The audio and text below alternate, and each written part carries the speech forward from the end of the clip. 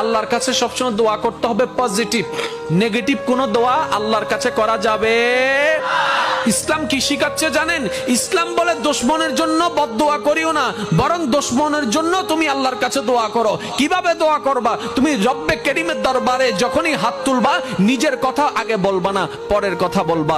আল্লাহ অমুকের দোয়া কবুল করো, অমুকের দোয়া কবুল করো, অমুককে জান্নাত দাও, অমুকের গুনাহ মাফ করে দাও, অমুককে মাফ করে দাও, অমুককে মাফ করে দাও, অমুককে মাফ করে দাও, অমুককে কবুল করে নাও, অমুকের রিজিকে বরকত দান করো। আল্লাহ আমার শত্রুকে সম্পদ আরো বাড়ায় দাও। যখন এই দোয়াটা উপরের দিকে যাবে, রব্বে করিম বলবে, কিরে ফেরেশতা, সে বান্দা নিজের জন্য কিছু বলল না, সব তো পরের জন্য বলল। ফেরেশতা বলবে, আল্লাহ এই বান্দা শুনেছে, তুমি নাকি তার উপর খুশি হয়ে যাও। যে বান্দা অন্যের জন্য ভালো চাই, তুমি নাকি তার ভালো চাও। যে অন্যের প্রশংসা করে, তুমি নাকি তার সম্মান বাড়ায় দাও। আল্লাহ যে অন্যের জন্য মঙ্গল কামনা করে, তুমি নাকি তার জন্য বরকত বাড়ায় দাও। এই বান্দা সেই সূত্র বুঝতে পেরেছে, তাই নিজের জন্য চাচ্ছে না, সবার জন্য চাচ্ছে। রব্বে করিম